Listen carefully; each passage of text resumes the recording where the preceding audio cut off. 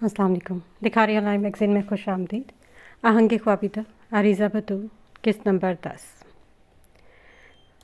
तारीकी में छुपे कुछ राज, कुछ पोशीदा रास्ते ठीक मंजिल तक पहुंचाते।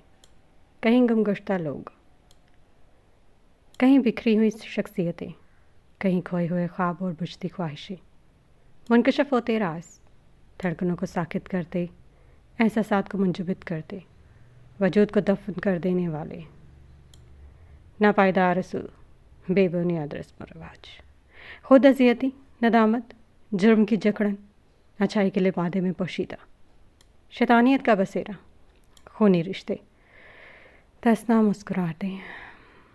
दरअसल हकारत, नफ़रत, गर्ज, मुफाद, इक़्तिदार, सल्तनत, ताकत, बादशाहत, मौत, मौत, मौत, मौत, इंसानियत की, कमज़ोरी की, शिकस्ता दिलों की, ज़ईफ़ कंधों की, ज़ईफ़ आँखों की, जवान बेटों की, बेटियों की इज़्ज़त की, गैरत की, नाम नहाद तहफ़्फ़ुज़ की, नाम नहाद कानून की, हक़ की, इंसाफ की, घुटती चीखें, सिसकती सांसें, दम तोड़ती उम्मीदें, सब कुछ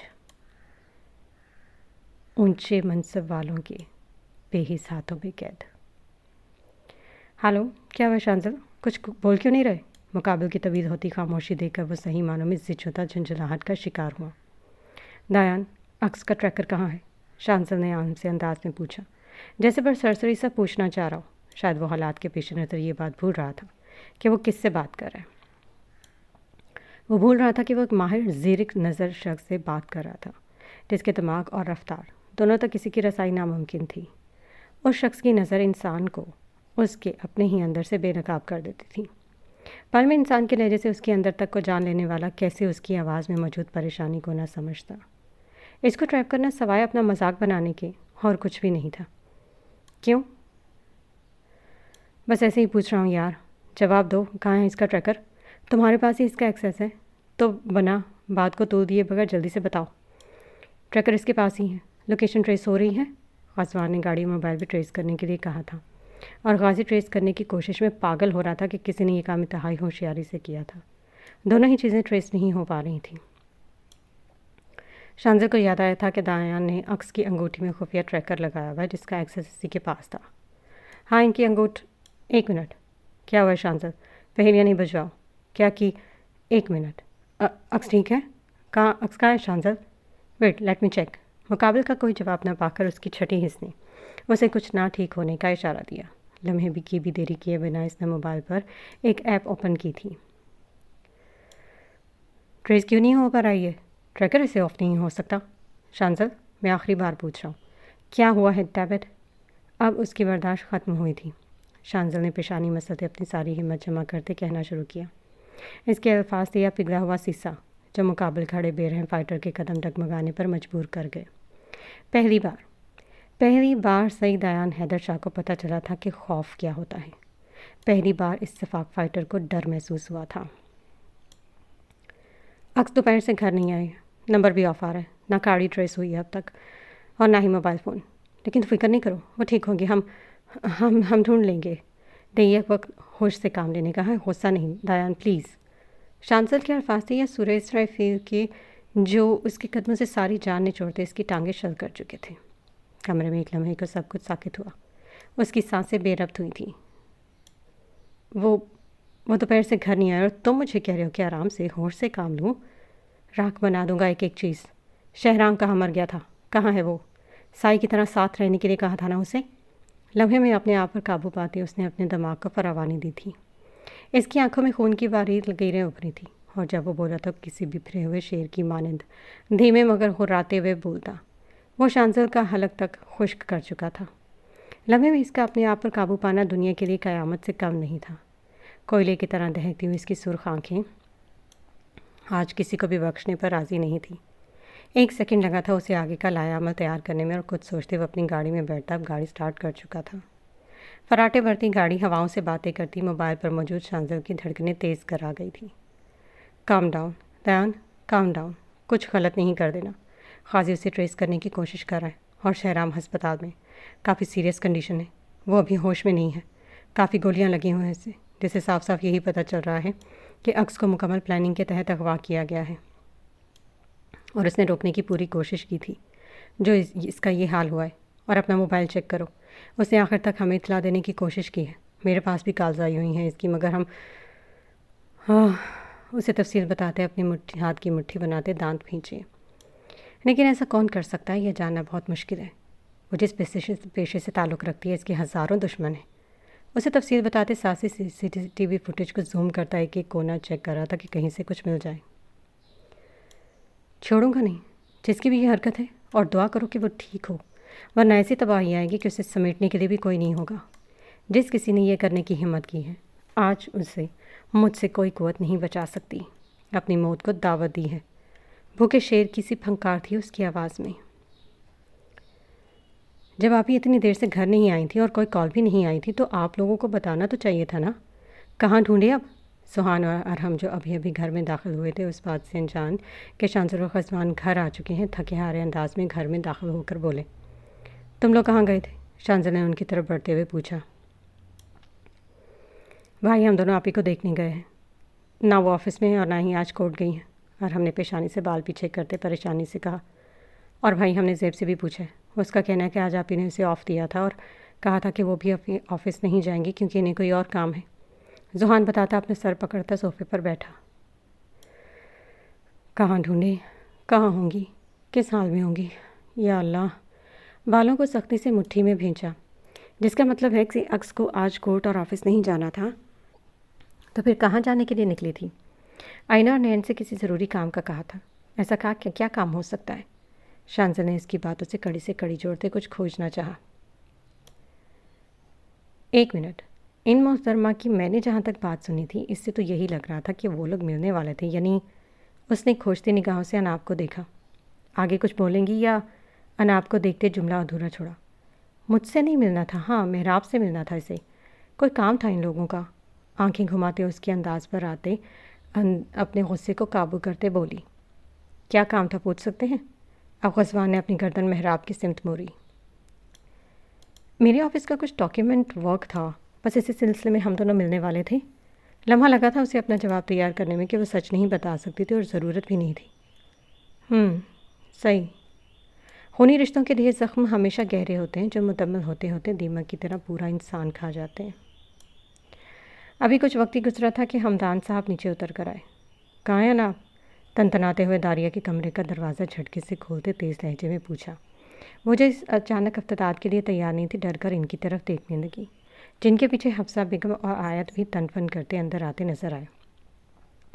ہاتھ میں موجود کتاب کب کی نیچے گر چکی تھی۔ چاچو آپ ہی اقصاپی کے گھر گئی ہیں، چاچی کو بتا کر گئی ہیں؟ سب اقصاپی گھر نہیں؟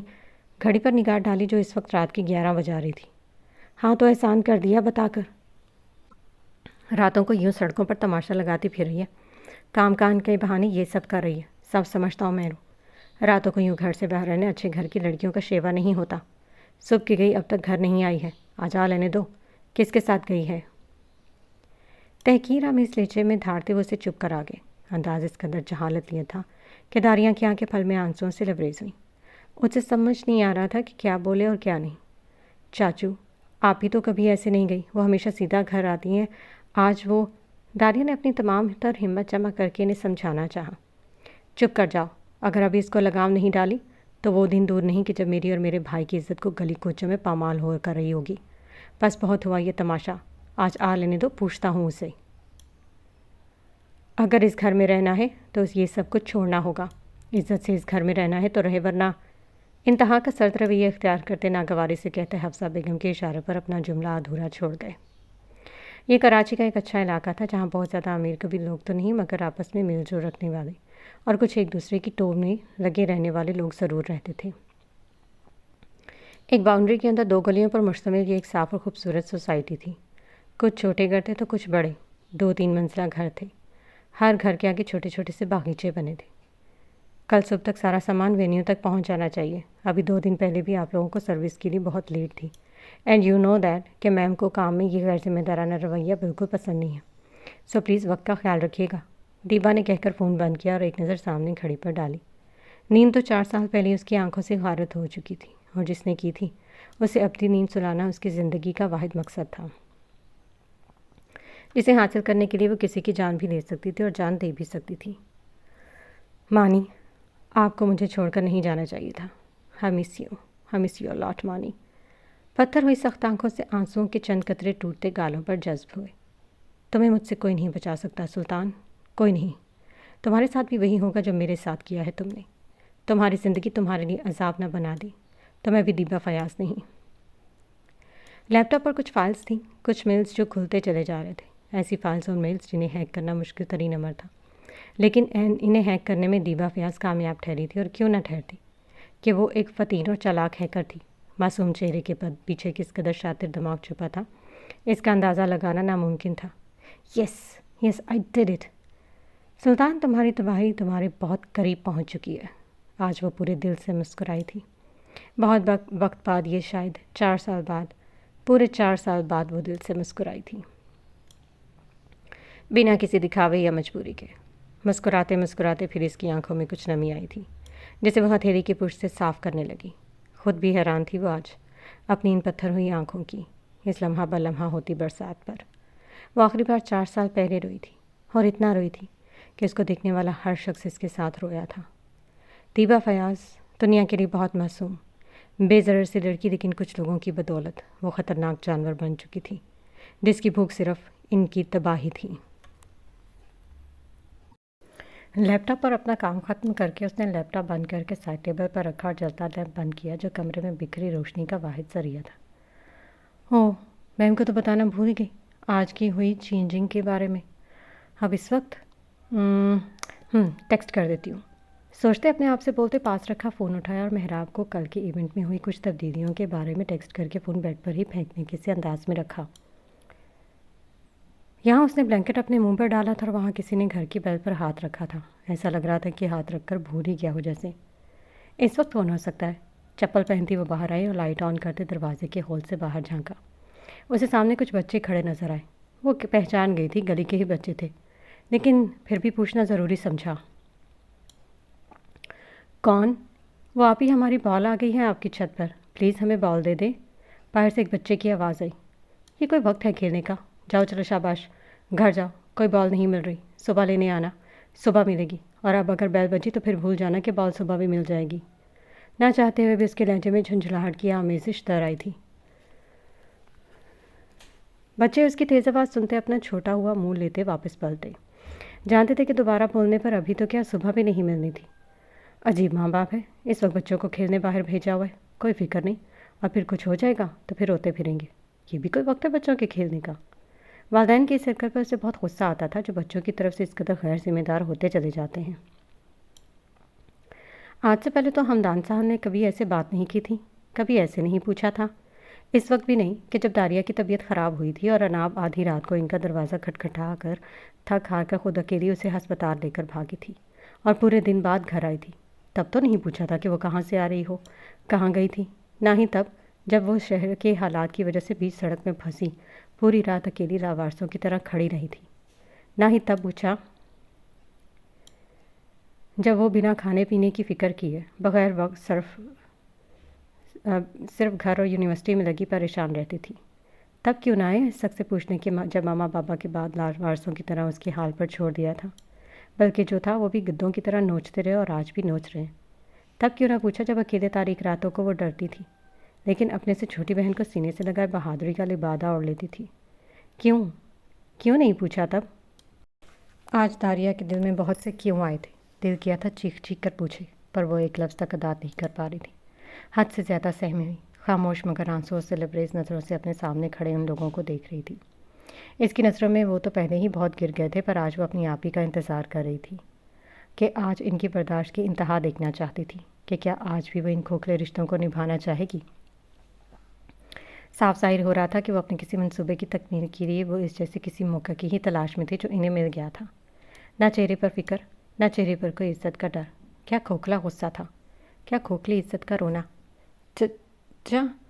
آنسو حلق میں اتارتے اس نے کچھ کہنا چاہا، مگر سب بے سود۔ چپ کر جاؤ لڑکی، ابھی اپنی بہن کی حرکتوں پر تمہارے اندر ہمت ہے آگے سے بولنے کی؟ آ جانے دو اسے ذرا، اس کا سارا دماغ ٹھیک کرتا ہوں۔ سوچا چلو اپنے پیروں پر کھڑے ہونے کا بھوت سوار ہے۔ کر لینے دو پورا، پر مجھے کیا پتا تھا کہ محترمہ کا یہ بے باک انداز ہو جائے گا، ورنہ سہولت ہونے کے باوجود کیا ضرورت تھی گھر سے قدم نکالنے کی۔ آ جانے دو ذرا اسے، اس کا بل نکالتا ہوں، بہت برداشت کر لیا۔ جھوٹ کی ہر بات حد بھر پار کرتے وہ طنز انداز میں چیخے۔ ان کی دھار پر سامنے کھڑی داریہ نے کچھ قدم پیچھے دیتے مٹھیوں کو کس کر بند کیا۔ حفصہ بیگم کے چہرے پر مسکراہٹ رنگ رہی تھی اور آیت بھی اپنی ہنسی روکتی مذاق اڑاتی نگاہوں سے اسے دیکھ رہی تھی۔ اہانت و خوف کے زیر اثر وہ ہلکی ہلکی کانپ رہی تھی۔ آج تک کسی نے اس سے اونچی آواز میں بات تک نہیں کی تھی، اور مقابل کھڑا درندہ صفت آدمی جو رشتے میں اس کے سگے چچا تھا، زہر اگلتے اخلاق سے گری ہوئی باتیں کرتے دھاڑ رہے تھے۔ کتنی آسانی سے لوگ اپنی بدعمالیوں کا تھیلا کسی دوسرے کے دامن میں ڈالتے خود بری ذمہ ہو جاتے، اور معاشرہ ایسے لوگوں کو اونچے منصب پر بٹھاتا ہے، بالکل فرعون کی طرح۔ پر افسوس، یہ لوگ فرعون کی بادشاہت کو تو یاد رکھتے ہیں، پر انجام نہیں، جو شاید خود ان کے حصے میں بھی خدا لکھ چکا ہوتا ہے۔ کچھ ہی دیر میں وہ 1 گھنٹے کا سفر 20 منٹ میں طے کرتا گھر پہنچا تھا، جہاں شانزل اور خسوان دونوں پہلے ہی موجود تھے۔ ایک فون پر کسی پر غصہ کر رہا تھا تو ایک بار بار فوٹیج چیک کرتا پاگل ہونے کے در پر تھا۔ دیان عکس۔ دیان کو دیکھ کر زینب بیگم اس کی جانب بھاگتی اس کے گلے سے لگتی زاروں قطار روتی چلی گئی۔ ماما، اچھا رونا بند کریں، بہت بہادر ہے آپ کی بیٹی، فکر نہیں کریں۔ شاباش، چپ ہو جائیں، آپ کا بیٹا وعدہ کرتا ہے آپ سے، صبح ہونے سے پہلے پہلے آپ کی بیٹی آپ کے پاس ہوگی، آپ چپ ہو جائیں، شاباش۔ اس کے کہنے پر وہ جو کب سے رو رہی تھی، ان کے دل کو کچھ ڈھارس ملی، لیکن کس سبب سے اس نے انہیں حوصلہ دیا تھا؟ یا تو وہ یہ خود جانتا تھا، یا سامنے کچھ دوری پر کھڑے شانزل اور خسوان۔ نین کو بلاتے اشارے سے زینب بیگم کو روم میں لے جانے کے لیے کہا تھا۔ سر ہلاتی وہ زینب بیگم کو چپ کراتی اندر کمرے میں لے گئی۔ آہستہ مگر لمبے لمبے ڈگ بھرتے وہ محراب اور اناب کی جانب بڑھا۔ میرے ساتھ آئے۔ محراب نے ناسمجھی سے اس کی جانب دیکھا، بنا کسی تاثر کے آنکھیں زمین پر گاڑے بولتا آگے بڑھنا لگا تھا کہ جب محراب کو اپنی جانب دیکھتا محسوس کا رکا۔ جی میں آپ دونوں سے کہہ رہا ہوں چلیں، یہ کہتا شانزل اور خسوان کو اشارہ کرتے ایک کمرے کی جانب بڑھا، ساتھ ہی شانزل اور خسوان کو بھی آنے کا اشارہ کیا۔ صرف سچ، اس وقت میں امید کرتا ہوں کہ آپ دونوں مجھے وہ سب بتائیں گی جو ہمیں پتہ ہونا ضروری ہے۔ اس وقت کوئی بھی غیر ذمہ داری قابل قبول نہیں ہوگی۔ ان کو صوفے پر بیٹھنے کا اشارہ کرتے خود ایک کرسی کھینچتا ان کے قریب ایک فاصلے پر رکھتا بیٹھا۔ اس کے دھیمے مگر سرد لہجے پر دونوں نے ایک دوسرے کی جانب دیکھا۔ شانزل اور خسوان ہاتھ سینے پر باندھے اس کے پیچھے آ کر کھڑے ہوئے تھے۔ خسوان نے بہت غور سے اناب کو دیکھا۔ یس لسن ایوری ون، ہٹلر کی گاڑی ٹریک ہو گئی ہے، میں لوکیشن سینڈ کر لاؤں۔ غازی جو کب سے اس کی گاڑی کا پتہ لگانے کی کوشش میں تھا، فائنلی اپنی کوشش کامیاب ہوتے چیخا۔ اس کی آواز ان سب کے کانوں میں لگے ایئر پیس پر گونجی۔ میں لوکیشن کے قریب بس 4 سے 5 منٹ میں پہنچ جاؤں گا۔ اس کی بات سنتے یمان بولا۔ دیان جو ایک ہاتھ سے موبائل پر لگا کب سے عکس کی انگوٹھی میں لگے ٹریکر کو ٹریک کرنے کی کوشش کر رہا تھا، 1 سیکنڈ میں اس کی سانس مدھم ہوئی، بس کچھ غلط نہ ہو۔ پھر تینوں واپس ان کی جانب متوجہ ہوئے۔ جی کچھ پوچھا ہے؟ اب غسوان نے اناب کو دیکھتے پوچھا۔ دونوں کے پک ہوتے چہرے صاف صاف بتا رہے تھے کہ وہ کچھ چھپا رہی ہیں۔ کچھ دن پہلے عکس سے ہماری بات ہوئی تھی، ابھی جو لاسٹ کیس وہ لڑ رہی تھی، ان دونوں نے اسے دھمکیاں دی تھیں اور 2-3 بار انہوں نے کچھ ایسی کوشش بھی کی تھی، لیکن ان کا مقصد صرف اسے ڈرانا تھا۔ جیسے جیسے وہ اسے بتاتی جا رہی تھی ویسے ویسے اس کی سرمئی آنکھوں کی سرخی بڑھتی جا رہی تھی۔ آپ کو پہلے ہی ہمیں یہ سب بتا دینا چاہیے تھا، شانزل نے اسے دیکھتے افسوس سے کہا۔ کس کے خلاف تھا کیس؟ دیان نے مٹھی بھینچتے بولا۔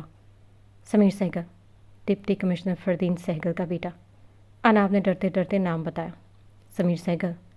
اس کا نام دہراتے غضبناک ہوتے تیزی سے اٹھا اور کرسی کو اتنی زور سے لات ماری کہ اناب اور محراب دونوں نے ایک یکلخت آنکھیں بند کی۔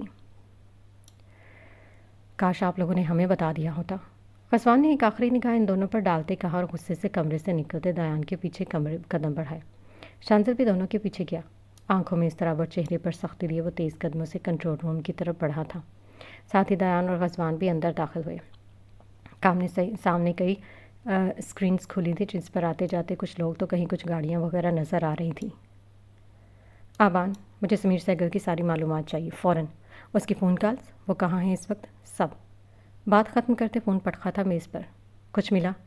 نہیں، گھر سے کچھ دور تک چلتے بھی کیمریز تھے، سب کی فوٹیج نکلوا لیے پر کچھ نہیں ملا، اور اس سے آگے کچھ جگہوں پر کیمرے تو ہیں لیکن بند پڑے تھے اس وقت۔ بہت ہوشیاری سے کیا ہے یہ جس نے بھی کیا ہے، جس نے بھی یہ کیا ہے، اس سے کیا مطلب ہے؟ یہ سمیر سہگل کی ہی حرکت ہے، چاند سے مار دوں گا آج میں اسے۔ وہ غرایا تھا۔ قاضی کو کال کرو، یہ کہاں مر گیا، ابھی تک آیا نہیں؟ یہ کہتے خونخوار نظروں سے شانزل کو دیکھا۔ ایسے غصے سے کچھ نہیں ہوگا دیان، یہ جذباتی ہونے کا وقت نہیں ہے، بلکہ عقل مندی سے سوچنے کا وقت ہے۔ خسوان نے آگے بڑھتے اسے سمجھایا۔ شانزل تو اس کا یہ انداز دیکھ کر اپنا سر تھام کے رہ گیا۔ مجھے نہیں سمجھاؤ، اسے پیچھے کرتا وہ جنونی ہوئے۔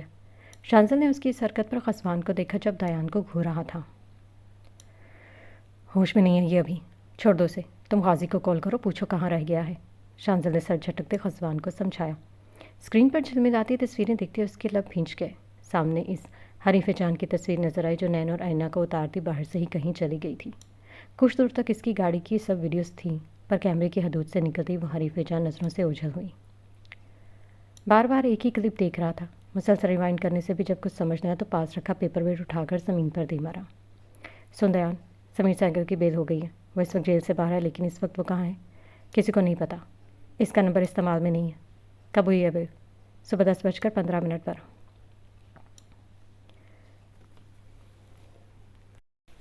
اوکے کہتے اس نے فون رکھا۔ ایک ساتھ سب کے موبائل فون بجے تھے۔ گاڑی مل گئی اور گاڑی کی حالت دیکھ کر لگ رہا ہے کہ گاڑی کو بہت زور سے ہٹ کیا گیا ہے اور کچھ بلٹس کے نشان بھی ہیں گاڑی پر، جس سے صاف ظاہر ہو رہا ہے کہ اسلحے سے لبریز تھے وہ لوگ، اور شہرام یکس کی مزاحمت پر انہوں نے ان کا استعمال بھی کیا۔ پولیس کو اطلاع دے دی ہے۔ یوان نے ساری تفصیل سے آگاہ کیا۔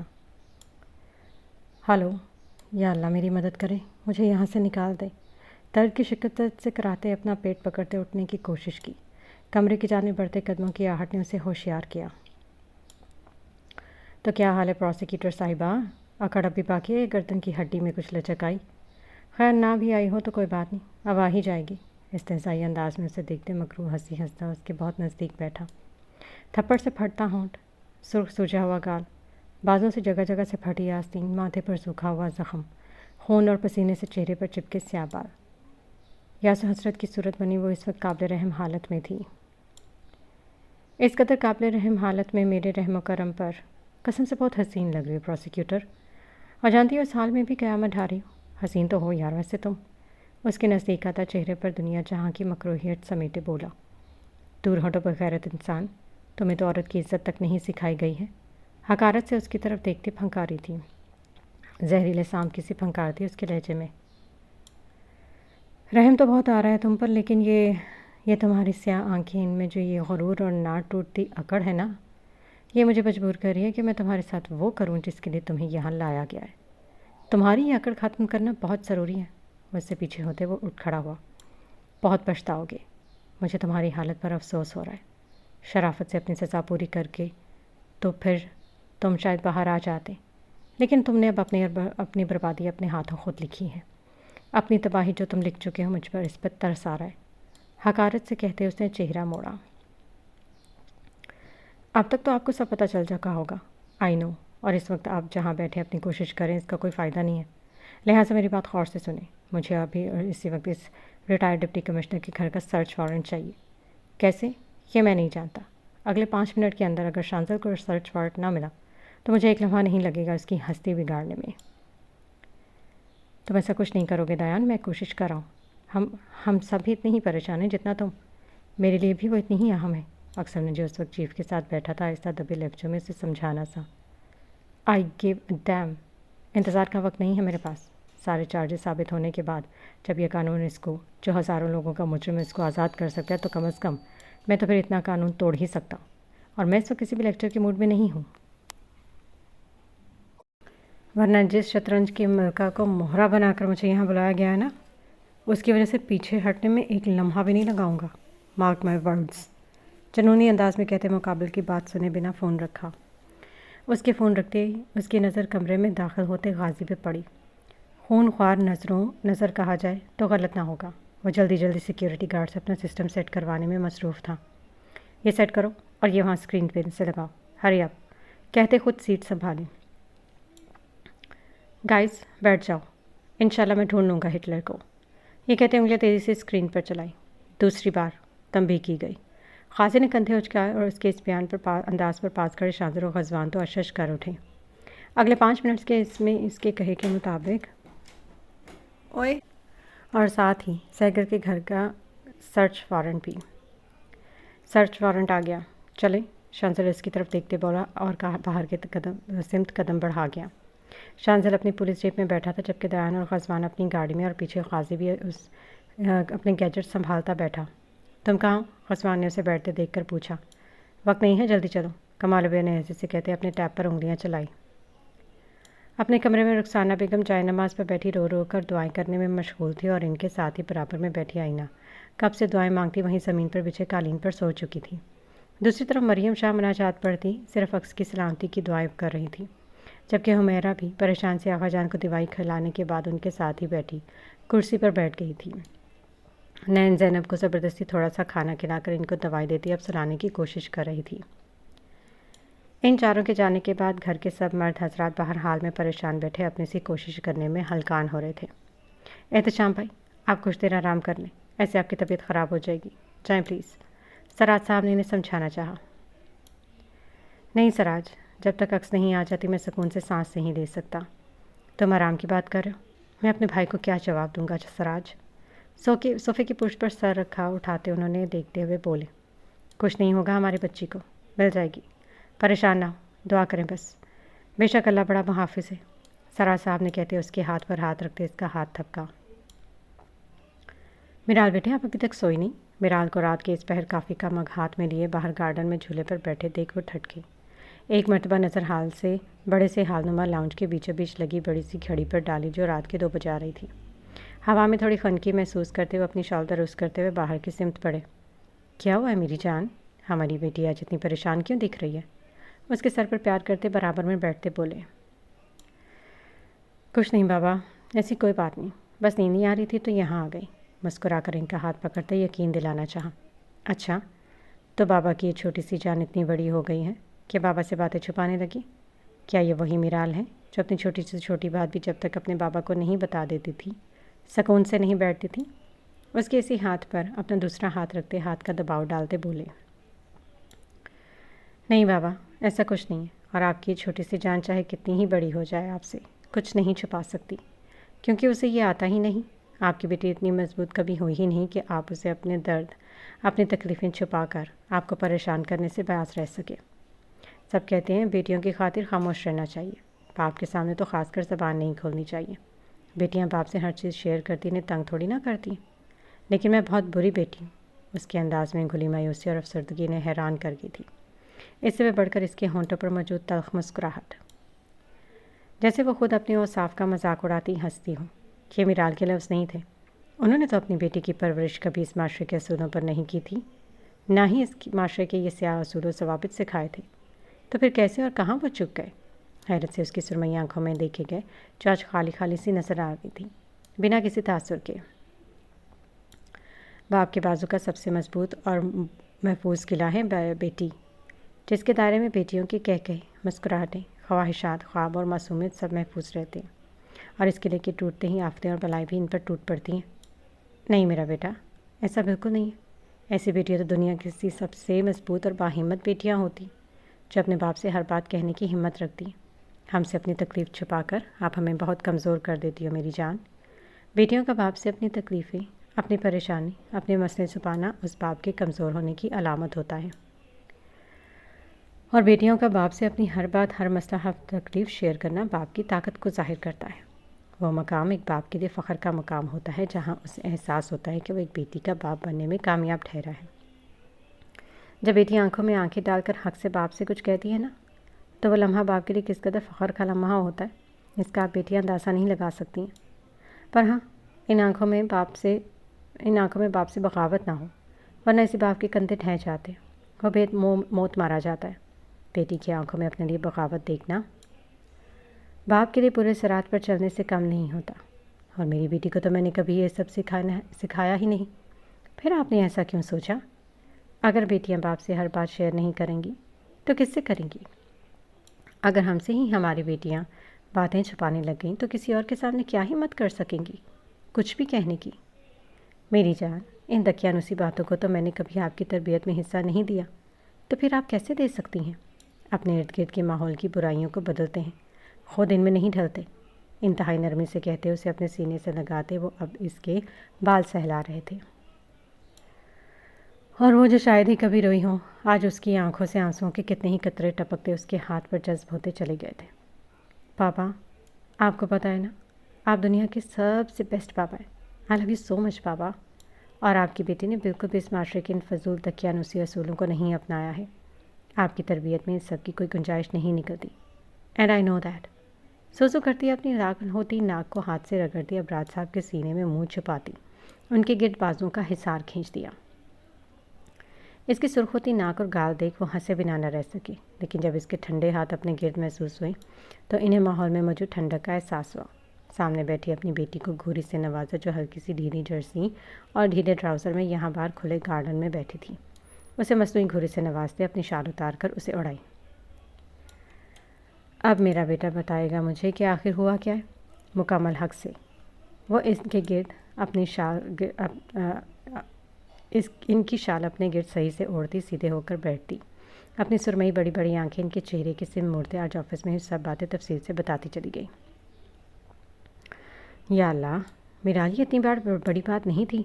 میں نے ہی منع کیا تھا کیونکہ مجھے پتا تھا آپ اس ورکر کی موت کا سن کر اتنا ہی پریشان ہو جائیں گی بیٹا، اور باقی سب بھی میر دیکھ رہا تھا، وہ دیکھ لے گا سب، اس میں غلط بھی کچھ نہیں ہے میری جان، آپ کی حفاظت کے لیے ہی کیا ہے یہ سب۔ اگر آپ اس سب میں انوالو ہوتی تو وہ لوگ آپ کو بھی نقصان پہنچاتے اور آپ پریشان الگ ہوتی۔ چلیں آئندہ سے آپ کو سب کو بتا کر کیا جائے گا، بس، یا اور بھی کچھ ہے؟ انہیں پتا تھا اس سے صرف اس بات کا برا لگا کہ انہوں نے اس سے چھپایا، وہ بھی اس کے آفس میں کام کرتے امپلائی کے ساتھ مل کر۔ ان کی معصوم بیٹی جو شاید دیکھنے میں سب کو مغرور لگتی تھی، وہی جانتے تھے کہ اس کا دل کس قدر موم کی طرح نرم تھا، جو کسی بھی تکلیف میں لمحے میں پگھل جاتا تھا تو ایک ذرا سے جھوٹ پر اس قدر سخت ہو جاتا تھا کہ جیسے کوئی چٹان، اور اس بات کے چھپانے کو بھی وہ جھوٹ کے زمرے میں لے گئی تھی۔ نہیں بابا، اور کچھ نہیں، بس مجھے دکھ ہوا تھا کہ آپ نے اور اس نے دونوں نے مجھ سے چھپایا، اور اس پر تو بہت غصہ آ رہا تھا۔ اس نے بھی مجھ سے جھوٹ بولا، وہ کیسے چھپا سکتا ہے مجھ سے کچھ؟ وہ جب سے آیا ہے ایسا کچھ نہیں کیا اس نے کبھی بھی۔ چہرے پر ابھی بھی کچھ آنسوؤں کے مٹے مٹے نشان باقی تھے، جنہیں رگڑ کر صاف کرتی وہ اپنے گال کو اور بھی لال کر گئی تھی۔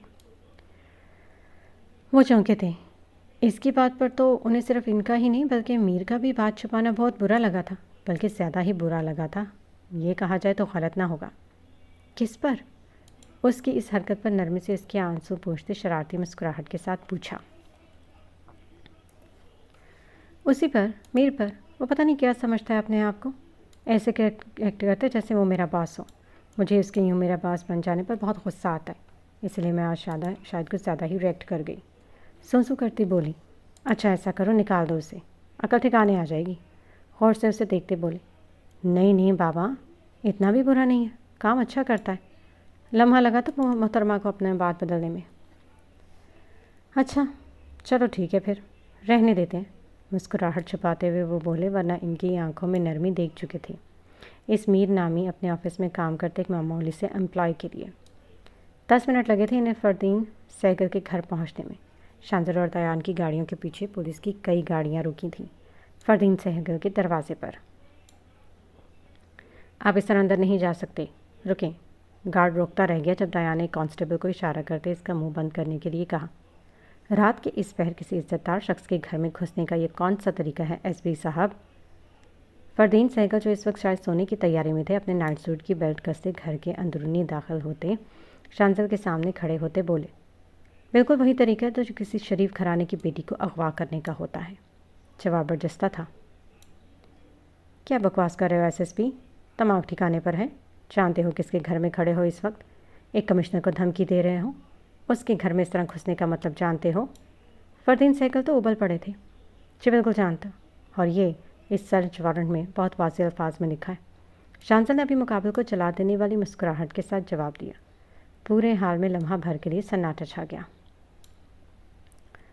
وقت نہیں ہے ہمارے پاس، لہٰذا سامنے سے ہٹے، ہمیں تلاشی لینی ہے گھر کی۔ اور آپ کا بیٹا سمیر سہگل کا ہے، بلائیں اسے۔ دیان جب کب سے ان کی باتیں سن رہا تھا، اب اپنے ساتھ آئی پولیس کی نفری کو تلاشی لینے کا اشارہ کیا۔ بہت غلط کر رہے ہو لڑکے، شاید جانتے نہیں ہو تم ابھی مجھے۔ اپنے گھر کی چیزیں الٹ پلٹ ہوتے دیکھ غصے سے دیان کی طرف دیکھا۔ آپ واقعی مجھے نہیں جانتے، ورنہ جو اس وقت آپ کے گھر کا سرچ وارنٹ ہاتھ میں لیے کھڑا ہو سکتا ہے، ذرا سوچئے کہ وہ اور کیا کیا کر سکتا ہوگا۔ اس لیے اپنے دماغ کو زیادہ زور نہ دیں اور سیدھے سیدھے بتائیں سمیر سہگل کہاں ہے۔ اطمینان سے مقابل کا اطمینان غرق کرتا ان کی آنکھوں میں آنکھیں ڈال کر ٹھنڈے ٹھار لہجے میں بولا۔ آنکھوں میں وہ وہی ٹھہرا ہوا غصہ تھا جو مقابل کو لفظوں سے زیادہ گہرا چھپا تھا۔ کمرے میں لمحہ بھر کو خاموشی چھا گئی، بس ایئر کنڈیشنر کی ہلکی سی آواز سنائی دے رہی تھی۔ فردین صاحب بے اختیار چند قدم پیچھے لے گئے۔ دیکھیے سر، ہمارے پاس کورٹ کے آرڈرز ہیں، آپ کو ہمیں جواب دینا ہوگا۔ اب کے شانزل بولا۔ آج صبح اس کی بیل ہونے کے بعد وہ گھر پر بھی نہیں آیا تھا، وہیں سے سیدھا آسٹریلیا چلا گیا اپنی خالہ کے ہاں۔ ہم خود اس ایئرپورٹ چھوڑ کر آئے ہیں۔ اور کچھ؟ بہت مشکل سے اپنے غصے پر قابو پاتے اطمینان سے جواب دیا کہ ان کی ذرا سی غلط حرکت بہت کچھ بگاڑ دیتی۔ پاس کھڑے مسز سہگل نے ماتھے سے پسینہ پونچھتے اسے دیکھا۔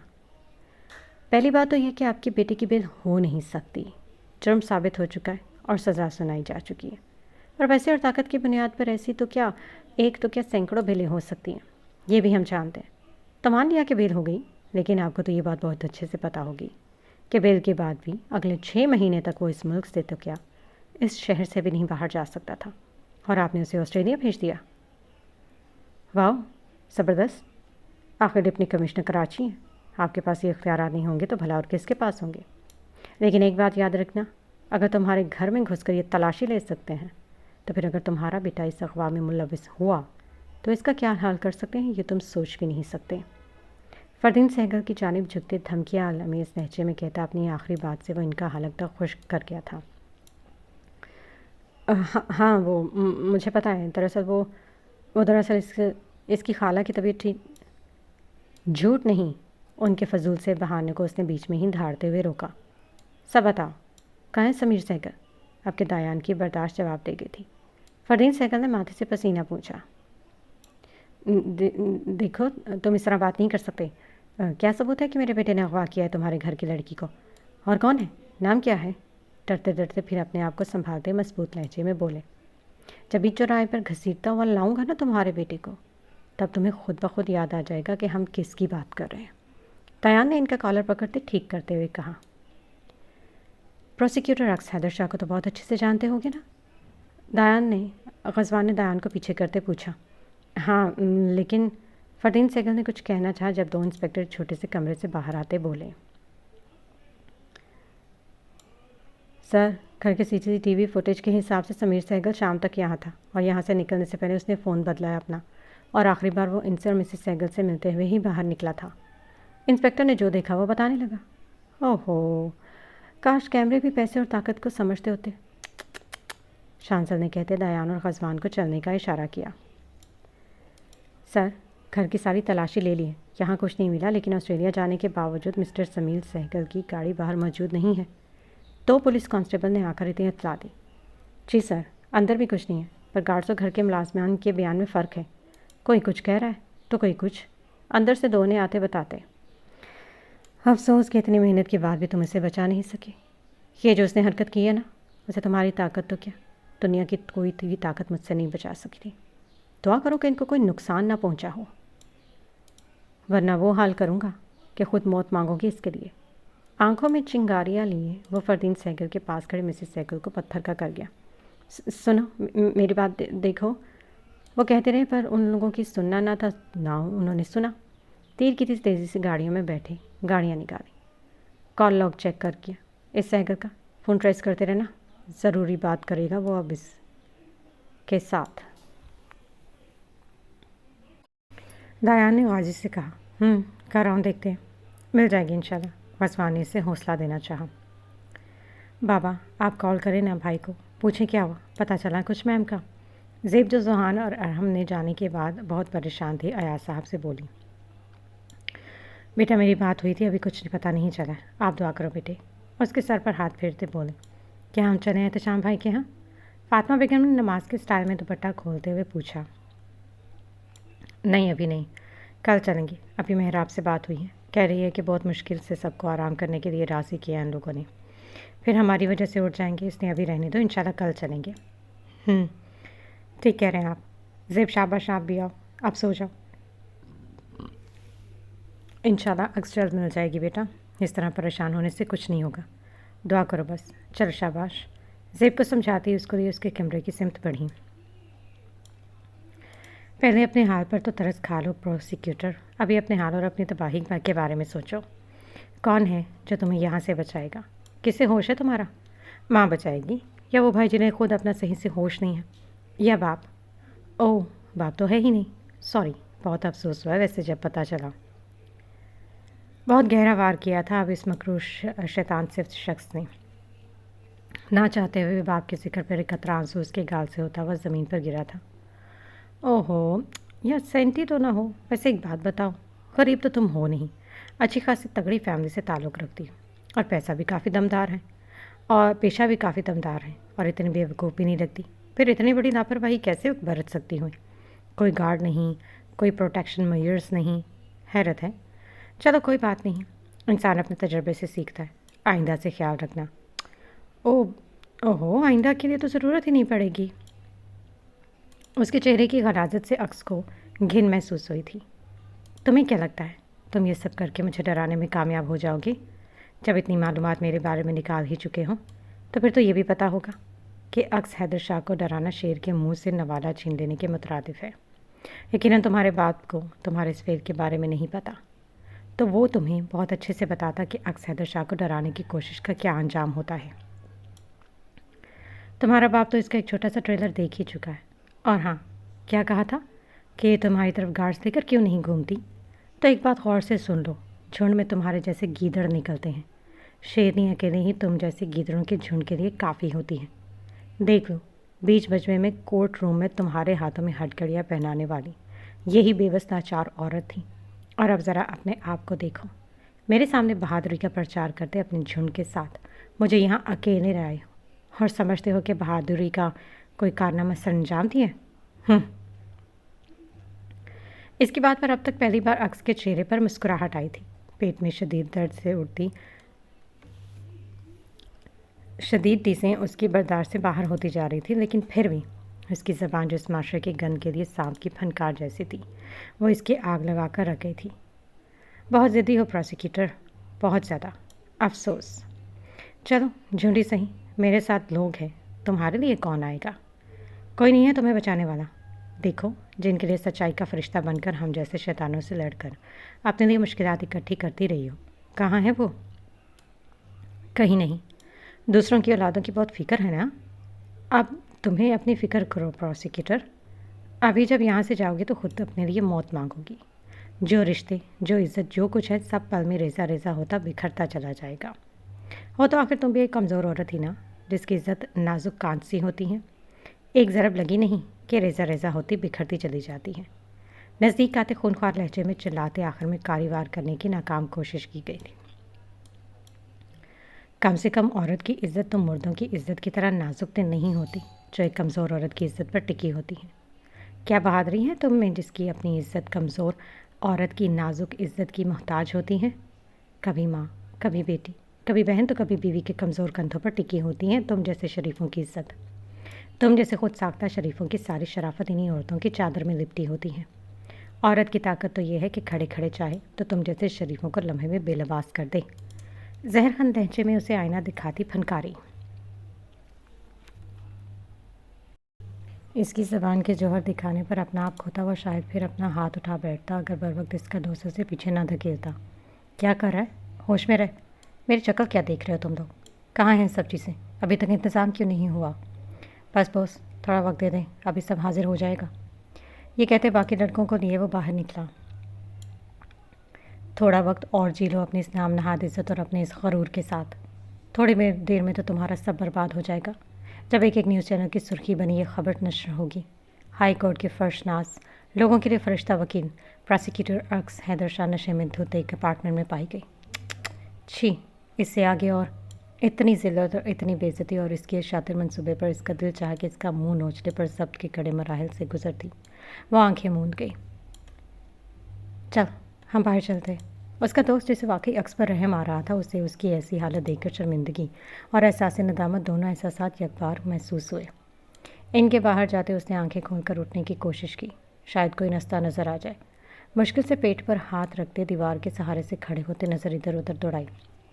नज़रें उसी खिड़की पर जा ठहरी थी जो वह पहले देख चुकी थी, लेकिन किस्मत की वो भी बंद थी और इतनी ऊंचाई पर थी कि इस हाल में इसका वहाँ तक जाना नामुमकिन था। पहलू में उठते दर्द से इसका एक कदम बढ़ाना मुहाल था। कुछ जाके ऊपर اونچائی پر چڑھنا انتہائی مشکل سے 2 قدم لیے تھے کہ تیسرے قدم پر اس کے پہلو کے درد نے اسے نیچے بیٹھنے پر مجبور کر دیا۔ یس یس یس، ہو گیا ٹریک ہٹ، میرا مطلب عکس کی لوکیشن ٹریک ہو گئی ہے۔ ان کی انگوٹھی میں لگا ٹریکر ٹریس ہو گیا۔ یہ دیکھو، یہ رہی لوکیشن، کراچی کی حدود سے تھوڑا سا آگے کی طرف لوکیشن شو کر رہا ہے، پر میرے حساب سے یہاں کوئی زیادہ آبادی نہیں ہے۔ یہ کہتے اس نے لوکیشن سب کے موبائل پر بھیجی۔ وہ لوگ عکس کی گاڑی والی لوکیشن پر آئے ہوئے تھے جہاں پہلے سے پولیس اہلکار کھڑے اپنا کام کر رہے تھے، پر بدقسمتی کہ اب تک کچھ نہیں پتہ چل سکا تھا۔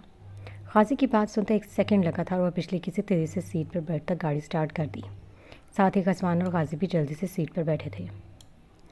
چند ہی لمحوں میں سڑک پر گاڑیوں کا طوفان برپا تھا۔ آگے پیچھے پولیس کی کئی جیپس اپنی لال نیلی روشنیوں سے رات کی سنسناہٹ کو چیرتی ہوئی آگے بڑھ رہی تھیں۔ ان کے درمیان شانزل کی جیپ نمایاں تھی، جبکہ ان سب سے آگے ان تینوں کی گاڑی تھی جو دیان چلا رہا تھا، جو اس وقت ہواؤں سے باتیں کرتی سڑک پر ایک حشر کا سا سما پیش کر رہی تھی۔ رات کی تاریکی کو چیرتی گاڑیوں کی قطاریں سڑک پر دوڑتے ایک سنی خیز منظر پیش کر رہی تھیں۔ گاڑی کی رفتار اس درجہ انتہا پر تھی کہ پہیوں سے چنگارا چھوٹتی نظر آ رہی تھی۔ اسٹیئرنگ وہیل پر رکھے اس کے ہاتھوں کی ابھرتی نیلی نسیں، چہرے پر چٹان کسی سختی اور تنی ہوئی کنپٹیوں کو دیکھتے ایسا لگ رہا تھا کہ جیسے وہ وقت کو روند کر بس عکس تک پہنچ جانا چاہتا ہو۔ دوسری طرف سے ابان اور اقسم بھی نکل چکے تھے۔ ابان کی اسپورٹس بائک انتہائی حد تک تیز تھی، لیکن اس وقت ان سب پر صرف ایک ہی جنون سوار تھا کہ بس کسی بھی طرح پلک جھپکتے عکس کے پاس پہنچ جائے، کیونکہ اب ڈر اور بڑھ چکا تھا کہ دشمن کو خبر ہو چکی تھی، وہ چوکنا ہو گیا تھا، اور اس خوف میں بہت کچھ غلط بھی ہو سکتا تھا جسے سوچنے کی بھی ان میں سے کسی میں ہمت نہیں تھی۔ اگلے 10-15 منٹ میں وہ لوگ کراچی کی حدود سے باہر آ چکے تھے۔ دیان کی تیز رفتار گاڑی جو سڑک پر چلتی اسے بھی تیز گاڑیوں کو پیچھے چھوڑتی آگے بڑھ رہی تھی۔ دیان کے یکدم بریک لگانے پر ایک مقام پر ٹائروں کی تیز چرچراتی آواز کے ساتھ جھٹکے سے رکی تھی، کیونکہ غازی نے جو لوکیشن ٹریس کی تھی وہ ایگزیکٹ اسی جگہ کی تھی۔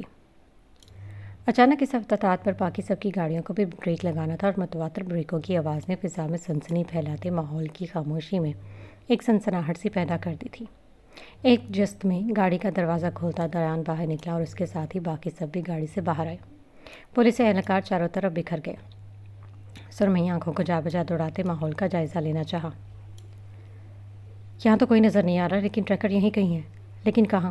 تم لوگ اس طرف دیکھو، میں اور غزوان یہاں جائیں گے۔ شانزل اور غازی کو جھاڑیوں کی طرف اشارہ کیا، جبکہ خود وہ غزوان کے ساتھ ان بوسیدہ عمارتوں کی جانب بڑھا۔ پاگلوں کی طرح ادھر سے ادھر بھاگتا وہ پاگل ہونے کے در پر تھا، کیونکہ ہر دروازے کے پیچھے اس کی ایک نئی امید ٹوٹتی جا رہی تھی، جبکہ ٹریکر وہیں کی لوکیشن بتا رہا تھا۔ دیان، اپنے پیچھے دیکھو، غزوان اس کے پیچھے کی طرف گرتی دیوار چیخا۔ اس اچانک افتتاح پر اسے کچھ سمجھ نہ آیا اور دیوار کا کچھ حصہ ٹوٹتا اس کے کندھے پر آ گرا۔ غزوان دوڑتا ہوا اس کی سمت پڑا۔ ٹھیک ہو؟ اس کے کندھے پر دیوار سے کا ٹکڑا پیچھے کرتے پوچھا۔ ٹھیک ہوں میں، یہ کہتا اس کا ہاتھ جھٹکتا باہر نکل گیا۔ ابھی اسے کسی چیز کی فکر نہیں تھی، یہاں تک کہ آس پاس موجود ان لوگوں کو بھی نہیں جن کے وہ اس قدر بے حد اعتنائی سے پیش آ رہا تھا۔ غزوان سر کو دائیں بائیں ہلاتے اس کے پیچھے ہی نکلا۔ عمارت سے باہر آتا وہ ادھر ادھر دوڑتا، وہاں کا ایک ایک کونا چیک کرتا، جنونی ہو رہا تھا۔ کہاں ہیں آپ عکس؟ چیختا وہ اپنی برداشت کھو رہا تھا۔ اکثر و ابان بھی پہنچ چکے تھے۔ ابان شانزل کے پاس جھاڑیوں میں چلا گیا تھا، لیکن سب بے سود، کچھ نہیں ملا تھا اب تک کسی کو۔ جبکہ اکثر نے دیان کے پاس آتے اس کے کندھے پر ہاتھ رکھا۔ اس کے ہاتھ رکھتے پر دیان نے سرخ ہوتی آنکھیں مقابل کی جانب اٹھائے۔ میں چھوڑوں گی نہیں اس ڈپٹی کمشنر کے بیٹے کو، اور جو کوئی بھی اس کے ساتھ شامل ہے مجھ سے کوئی اچھی امید مت رکھیے گا، پر بات کروں گا اسے۔ ماتھے پر انگنت شکنے، سرخ ہوتی سرمئی آنکھیں، تنی ہوئی کنپٹیاں، اس کی آواز کی سختی اور بکھری بکھری حالت کہیں سے بھی اقسم کو کسی اچھے پیش خیمہ کی طرف اشارہ نہیں کر رہی تھی۔ اقسم نے کچھ نہیں کہا۔ اس طرف بھی کچھ نہیں ہے، یہاں تو کسی کے پرندے کے ہونے کا بھی گمان کرنا مشکل ہے، کجا کے انسان کا۔ آخر کہاں ہو سکتے ہیں؟ کہیں ہمیں گمراہ تو نہیں کیا جا رہا؟ ابان باہر آتے اپنے کپڑے جھاڑتے بولا۔ نہیں، عکس کی انگوٹھی کے ٹریکر کا خود عکس کو بھی نہیں پتہ ہے، اس کا صرف مجھے اور شانزل کو پتہ تھا، تو یہ ممکن نہیں، وہ یہیں کہیں ہے، دیان نے کہتے ہوئے نظریں گھمائیں۔ وہ وہاں دیکھو، وہ دیکھو، وہاں ایک گھر نظر آ رہا ہے، وہ آخری جگہ جو ہم نے چیک نہیں کی۔ دور جھاڑیاں کراس کر کے دوسری طرف ایک بڑا مگر خستہ حال گھر نظر آیا تھا۔ ایک لمحے کی دیری کیے بنا وہ تیزی سے اس کی طرف دوڑا۔ اسے بھاگتے دیکھ وہ سبھی اس کے پیچھے بڑھے تھے۔ وہاں جھاڑیوں کے پیچھے لال اینٹوں سے راہداری بنائی گئی تھی جو دور اس پار اس گھر تک جا رہی تھی۔ وہ دوڑا تھا تیز رفتار سے، جیسے اثر قدم رک گئے تو سانسیں بھی تھم جائیں گی۔ جیسے جیسے وہ آگے بڑھتے جا رہے تھے انہیں وہاں سے کچھ قدموں کی آہٹیں سنائی دے رہی تھی، اور کچھ آگے بڑھنے پر کچھ چہرے بھی سامنے آئے تھے۔